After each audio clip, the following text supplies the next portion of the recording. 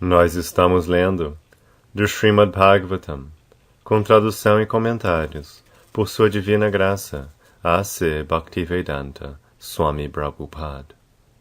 Canto 1, capítulo 8, verso 32. Alguns dizem que o não-nascido nasce para a glorificação de reis piedosos, e outros dizem que ele nasce para comprazer o rei Yadu, um de seus devotos mais queridos. Vós apareceis em sua família, assim como o sândalo aparece nas colinas da Malásia. Significado: visto que o aparecimento do Senhor neste mundo material é desconcertante, há diferentes opiniões sobre o nascimento do não-nascido. No Bhagavad Gita, o Senhor diz que ele nasce no mundo material, embora seja o Senhor de todas as criações e seja não-nascido. Desse modo, não pode haver negação do nascimento do não-nascido, porque ele mesmo estabelece a verdade. Entretanto, existem diferentes opiniões sobre por que ele nasce. Isto também se declara no Bhagavad Gita. Ele aparece através de sua própria potência interna, para restabelecer os princípios da religião, proteger os piedosos e aniquilar os ímpios. Esta é a missão do aparecimento do não-nascido. É dito ainda que o Senhor vem para glorificar o piedoso rei Yudhishthira. O Senhor Shri Krishna certamente queria estabelecer o reino dos Pandavas para o bem de todos no mundo. Quando um rei piedoso governa o mundo, as pessoas são felizes. Quando o governo é ímpio, as pessoas são infelizes. Na era de Kali, na maioria dos casos, os governantes são ímpios, e por isso os cidadãos são continuamente infelizes. Mas no caso da democracia, os próprios cidadãos ímpios elegem seu representante para governá-los, e, portanto, eles não podem culpar ninguém por sua infelicidade. Maharaj Nala também era famoso como um grande rei piedoso, mas ele não tinha contato com o Sr. Krishna. Portanto, Maharaj Yudhishthira destina-se aqui a ser glorificado pelo Sr. Krishna, o qual também glorificou o rei Yadu, tendo nascido em sua família. Ele é conhecido como Yadava, Yaduvira, Yadunandana, etc., embora o Senhor seja sempre independente de tal obrigação. Ele é como o sândalo que cresce nas colinas da Malásia. As árvores podem crescer em toda e qualquer parte.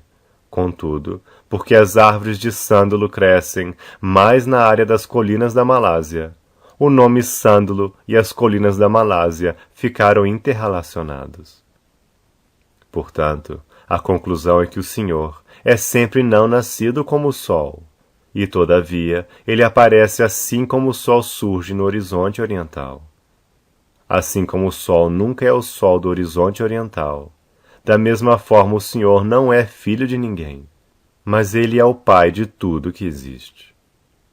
Verso 33. Outros dizem que uma vez que tanto Vasudeva quanto Devaki oraram por vós, nascestes como seu filho. Sem dúvida, sois não nascido, mas nasceis para o bem-estar deles e para matar aqueles que são invejosos dos semideuses. Significado: também se diz que Vasudeva e Devaki, em seu nascimento anterior, como Sutapa e Prishni, submeteram-se a severas espécies de penitências para ter o Senhor como filho. E como resultado dessas austeridades, o Senhor apareceu como seu filho. Já se declarou no Bhagavad Gita que o Senhor aparece para o bem-estar de todas as pessoas do mundo e para exterminar os asuras, ou os ateus materialistas. Verso 34. Outros dizem que o mundo, estando sobrecarregado como um barco no mar, está muito aflito, e que Brahma, que é vosso filho, vos suplicou, e assim aparecestes para diminuir o transtorno. Significado: Brahma, ou o primeiro ser vivo nascido, logo após a criação, é o filho direto de Narayana. Narayana, como Garbhodakasha e Vishnu, antes de mais nada entrou no universo material. Sem o contato espiritual, a matéria não pode criar. Este princípio foi seguido desde o próprio começo da criação.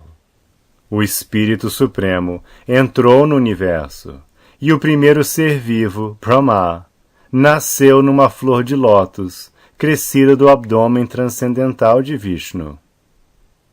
Vishnu é conhecido, portanto, como Padmanabha. Brahma é conhecido como Atmabhu, porque foi gerado diretamente pelo pai, sem nenhum contato da mãe Lakshmiji. Lakshmiji estava presente próxima a Narayana, ocupada no serviço ao Senhor. E mesmo assim, sem contato com Lakshmiji, Narayana gerou Brahma. Esta é a onipotência do Senhor. Aquele que tolamente considera Narayana como outros seres vivos deve aprender aqui uma lição. Narayana não é um ser vivo comum. Ele é a personalidade de Deus em pessoa, e tem todas as potências de todos os sentidos em todas as partes de seu corpo transcendental. Um ser vivo comum gera uma criança através da relação sexual, e ele não tem outra maneira de gerar uma criança além daquela para ele designada. Mas Narayana, sendo onipotente, não está preso a nenhuma condição de energia. Ele é completo e independente para fazer qualquer coisa através de suas várias potências, muito fácil e perfeitamente.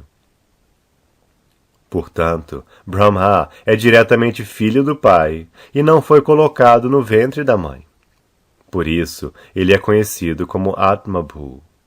Este Brahma está encarregado das criações posteriores no universo, secundariamente refletidas pela potência do Onipotente. Dentro do halo do universo há um planeta transcendental, conhecido como Svetadvipa, que é a morada de Kshirodakasha e Vishnu, o aspecto Paramatma do Senhor Supremo. Sempre que há um problema no universo que não pode ser resolvido pelos semideuses administrativos, eles aproximam-se de Brahmaji em busca de solução.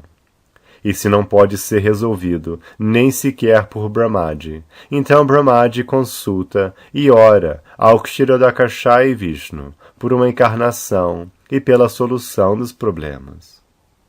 Um desses problemas surgiu quando Kamsa e outros estavam governando a terra, e a terra ficou muito sobrecarregada pelos malfeitos dos Asuras. Brahmaji, juntamente com outros semideuses, orou na praia do oceano Kshirodhaka, e eles foram avisados da descida de Krishna como filho de Vasudeva e Devaki. Assim, algumas pessoas dizem que o Senhor apareceu por causa das orações de Brahmaji. Verso 35. E outros dizem ainda que vós aparecestes para renovar o serviço devocional, de ouvir, lembrar, adorar e assim por diante, para que as almas condicionadas, que sofrem de dores materiais, aproveitem-se disso e obtenham liberação. Significado. No Srimad Bhagavad Gita, o Senhor afirma que aparece em todos os milênios, simplesmente para restabelecer o caminho da religião. O caminho da religião é feito pelo Senhor Supremo. Ninguém pode fabricar um novo caminho de religião, como costumam fazer certas pessoas ambiciosas. O verdadeiro caminho da religião é aceitar o Senhor como autoridade suprema e assim prestar-lhe serviço com amor espontâneo. Um ser vivo não pode deixar de prestar serviço, porque ele é constitucionalmente feito para este propósito. A única função do ser vivo é prestar serviço ao Senhor. O Senhor é grande e os seres vivos são subordinados a ele. Portanto, o dever dos seres vivos é servir unicamente a ele. Desafortunadamente, os seres vivos iludidos, tão só devido a uma concepção falsa, tornam-se servos dos sentidos, através do desejo material. Este desejo chama-se avidya, ou necessidade.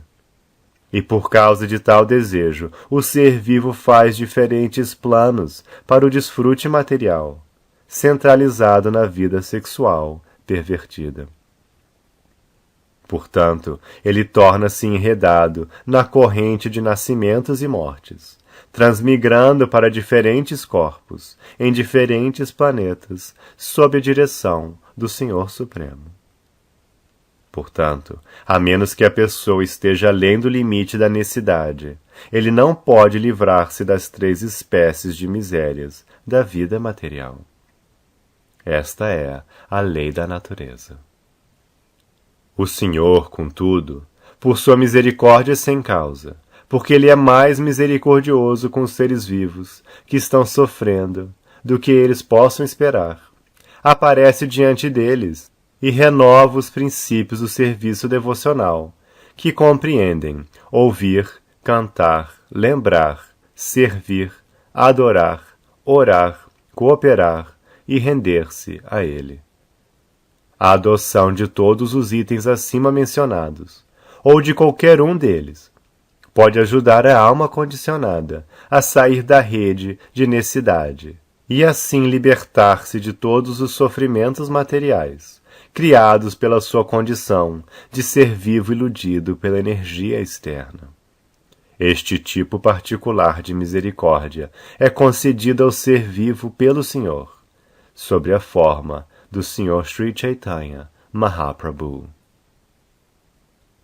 Verso 36. Ó Krishna, aqueles que continuamente ouvem, cantam e repetem vossas atividades transcendentais, ou sentem prazer em que outros o façam, certamente veem vossos pés de lótus, que por si só podem cessar a repetição de nascimentos e mortes. Significado: o Sr. Shri Krishna não pode ser visto por nossa presente visão condicionada. Para vê-lo, é preciso mudar a visão atual, desenvolvendo uma condição de vida diferente, cheia de amor espontâneo pelo Supremo. Quando Shri Krishna esteve pessoalmente presente na face do globo, nem todos puderam vê-lo como a suprema personalidade de Deus. Materialistas como Ravana, Hiranyakashipu, Kamsa, Jarasandha, Shishupala eram personalidades altamente qualificadas pela aquisição de bens materiais, mas eles eram incapazes de apreciar a presença do Senhor. Portanto, mesmo que o Senhor esteja presente diante de nossos olhos, não é possível vê-lo, a menos que tenhamos a visão necessária. Essa qualificação necessária desenvolve-se somente pelo processo de serviço devocional, começando com ouvir sobre o Senhor, a partir de fontes corretas. O Bhagavad Gita é uma das literaturas populares, que geralmente são ouvidas, cantadas, repetidas, etc., pelas pessoas em geral. Mas apesar desta audição, etc., às vezes se experimenta que o executante de tal serviço devocional não vê o Senhor face a face. A razão é que o primeiro item, Shravana, é muito importante. Se a audição vem de fontes corretas, ela atua rapidamente. Geralmente as pessoas ouvem de pessoas desautorizadas.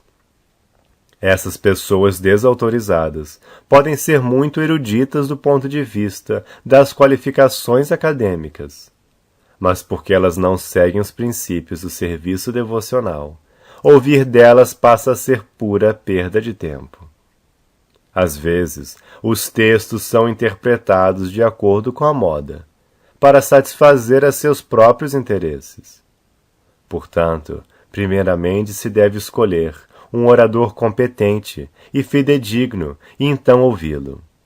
Quando o processo de ouvir é perfeito e completo, os outros processos tornam-se automaticamente perfeitos a seu modo. Há diferentes atividades transcendentais do Senhor, sendo que todas elas são competentes para conceder o resultado desejado, contanto que o processo de ouvir seja perfeito.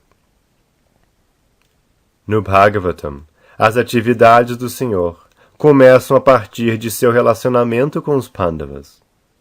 Há muitos outros passatempos do Senhor, ligados à forma como ele trata os Asuras e outros. E no 10º canto, o relacionamento sublime com suas associadas conjugais, as Gopis, como também com suas esposas casadas em Dwaraka, é mencionado. Uma vez que o Senhor é absoluto, não há diferença na natureza transcendental de todos e cada um dos relacionamentos do Senhor. Mas às vezes as pessoas, num processo desautorizado de ouvir, interessam-se mais em ouvir sobre seus relacionamentos com as Gopis. Tal inclinação indica os sentimentos luxuriosos do ouvinte. Desse modo, um orador fidedigno dos relacionamentos do Senhor nunca condescende com tais audições. Deve-se ouvir sobre o Senhor desde o começo, como está no Srimad Bhagavatam ou quaisquer outras escrituras. E isso ajudará o ouvinte a alcançar a perfeição através do desenvolvimento progressivo. Não devemos, portanto, considerar que seu relacionamento com os Pandavas é menos importante que seu relacionamento com as Gopis. Devemos lembrar constantemente que o Senhor é sempre transcendental a todo apego mundano. Em todos os relacionamentos do Senhor acima mencionados, ele é o herói em todas as circunstâncias. E ouvir sobre ele, ou sobre seus devotos, ou combatentes, é favorável à vida espiritual. Está dito que os Vedas e os Puranas, etc., são todos feitos para reviver nossa relação perdida com ele. Ouvir todas essas escrituras é essencial. Verso 37. Ó meu Senhor, vós executastes pessoalmente todos os deveres. Acaso estais nos deixando hoje, embora sejamos completamente dependentes de vossa misericórdia, e embora não tenhamos ninguém que nos proteja, agora que todos os reis se mostram nossos inimigos? Significado: os Pandavas são os mais afortunados, porque com toda a boa fortuna eles se sentiam inteiramente dependentes da misericórdia do Senhor. No mundo material, ser dependente da misericórdia de outrem é o derradeiro sinal de infortúnio. Mas no caso de nossa relação transcendental com o Senhor, é uma grande fortuna quando podemos viver completamente dependentes dele. A doença material deve-se ao pensamento de nos tornarmos independentes de tudo. Mas a cruel natureza material não permite que nos tornemos independentes. A falsa tentativa de nos tornarmos independentes das estritas leis da natureza é conhecida como avanço material do conhecimento experimental. Todo o mundo material move-se com base nesta falsa tentativa de tornar-se independente das leis da natureza. Começando de Ravana, que desejava preparar uma escada direta até os planetas do céu, e descendo até a era atual, eles estão tentando superar as leis da natureza. Agora, eles tentam aproximar-se de sistemas planetários distantes através do poder eletromecânico. Entretanto, o objetivo máximo da civilização humana é trabalhar arduamente sob a orientação do Senhor e tornar-se completamente dependente dele. A mais elevada conquista da civilização perfeita é trabalhar com esforço, mas ao mesmo tempo depender completamente do Senhor. Os Pandavas eram os executores ideais deste padrão de civilização. Indubitavelmente, eles eram completamente dependentes da boa vontade do Sr. Shri Krishna, mas não eram indolentes parasitas do Senhor. Eram todos altamente qualificados, tanto pelo caráter pessoal, quanto pelas atividades físicas. Ainda assim, eles sempre buscavam a misericórdia do Senhor, porque sabiam que todo ser vivo é dependente por posição constitucional. A perfeição da vida é, portanto, tornar-se dependente da vontade do Senhor, ao invés de tornar-se falsamente independente no mundo material. Aqueles que tentam tornar-se falsamente independentes do Senhor são chamados de anata, ou sem nenhum guardião, ao passo que aqueles que são completamente dependentes da vontade do Senhor são chamados sanata, ou aqueles que têm alguém para protegê-los. Portanto, devemos tentar ser sanata para que possamos sempre ser protegidos das condições desfavoráveis da existência material. Pelo poder ilusório da natureza material externa, esquecemo-nos que a condição material de vida é a perplexidade mais indesejável. Portanto, o Bhagavad Gita orienta-nos dizendo, 7.19, que após muitos e muitos nascimentos, uma pessoa afortunada torna-se ciente do fato que Vasudeva é tudo, e de que a melhor maneira de alguém realizar sua vida é render-se completamente a ele. Este é o sinal de um Mahatma. Todos os membros da família Pandava eram Mahatmas na vida familiar. Maharaj Yudhishthira era o líder desses Mahatmas, e a rainha Kunti Devi era a mãe.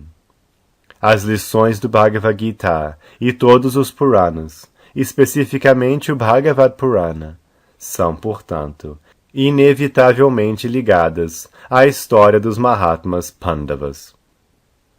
Para eles, a separação do Senhor era como a separação de um peixe da água. Srimati Kunti Devi, portanto, sentia esta separação como um raio, e toda a oração da rainha é para tentar persuadir o Senhor a permanecer com eles.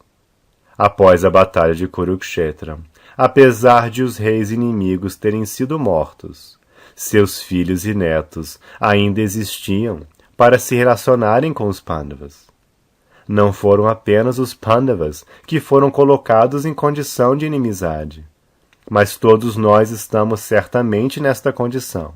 E a melhor maneira de viver é nos tornarmos completamente dependentes da vontade do Senhor, e assim superarmos todas as dificuldades da existência material. Verso 38. Assim como o nome e a fama de um corpo particular se acabam com o desaparecimento do espírito vivo, de modo semelhante, se vós não zelais por nós, toda a nossa fama e atividades, juntamente com os Pandavas e os Yados, terminarão de uma vez. Significado: Kunti Devi está completamente ciente de que a existência dos Pandavas deve-se unicamente a Shri Krishna. Os Pandavas têm indubitavelmente bom nome e fama, e são guiados pelo grande rei Yudhishthira, que é a moralidade personificada.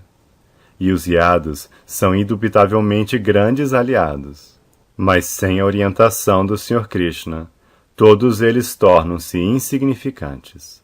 Assim como os sentidos do corpo são inúteis sem orientação da consciência. Ninguém deve orgulhar-se de seu prestígio, poder e fama, deixando de orientar-se pelo favor do Senhor Supremo. Os seres vivos são sempre dependentes, e o objeto último de dependência é o próprio Senhor. Podemos, portanto, inventar, pelo nosso avanço em conhecimento material, todas as espécies de recursos materiais neutralizantes. Mas, sem nos guiarmos pelo Senhor, todas essas invenções terminam em fiasco, por mais fortes e resistentes que sejam os elementos reativos. Verso 39. Ó Gadadhara, Krishna, nosso reino agora está sendo marcado pelas impressões de vossos pés, e por isso ele parece belo. Mas quando vós partirdes, ele já não será assim. Significado. Há certas marcas particulares nos pés do Senhor que distinguem o Senhor dos outros.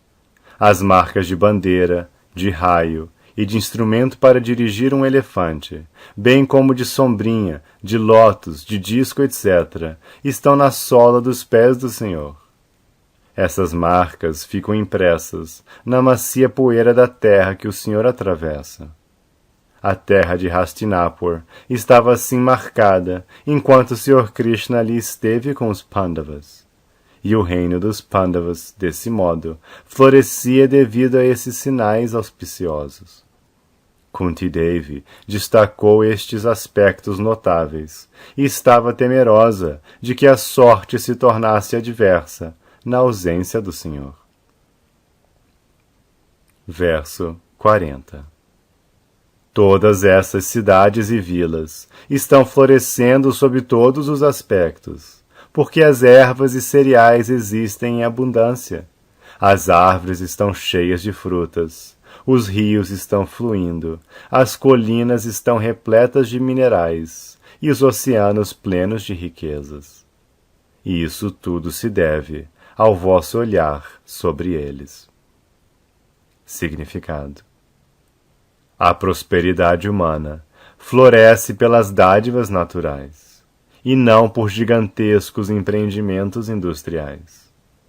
Os gigantescos empreendimentos industriais são produtos de uma civilização sem Deus e causam a destruição dos nobres objetivos da vida humana. Quanto mais continuarmos a aumentar essas indústrias problemáticas para sufocar a energia vital do ser humano, tanto mais haverá inquietação e insatisfação das pessoas em geral, embora apenas umas poucas possam viver suntuosamente através da exploração. As dádivas naturais, tais como cereais e vegetais, frutas, rios, as colinas de joias e minerais, e os mares cheios de pérolas, são supridas pela ordem do Supremo. E, de acordo com seu desejo, a natureza material os produz em abundância, ou os restringe de tempo em tempo. A lei natural é que o ser humano pode aproveitar essas dádivas da natureza e com elas prosperar satisfatoriamente, sem ser cativado pela motivação predatória de assenhorar-se da natureza material. Quanto mais tentarmos explorar a natureza material de acordo com nossos caprichos de gozo, tanto mais seremos enredados pela reação de tais tentativas predatórias. Se temos suficientes cereais, frutas, vegetais e ervas, então qual a necessidade de manter um matadouro e matar os pobres animais? Um homem não precisa matar animal algum, se ele tem suficientes cereais e vegetais para comer. O fluxo das águas de um rio fertiliza os campos, e isso é mais do que necessitamos. Os minerais são produzidos nas montanhas, e as joias no oceano. Se a civilização humana tem suficientes cereais, minerais, joias, água, leite, etc., por que então deveria ansiar por terríveis empreendimentos industriais, à custa do trabalho de alguns homens desafortunados? Mas todas essas dádivas naturais dependem da misericórdia do Senhor. Aquilo que necessitamos, portanto, é ser obedientes às leis do Senhor e alcançar a perfeição da vida humana através do serviço devocional. As observações de Kunti Devi apontam justamente isso. Ela deseja que a misericórdia de Deus seja-lhes concedida para que a prosperidade natural seja mantida por sua graça.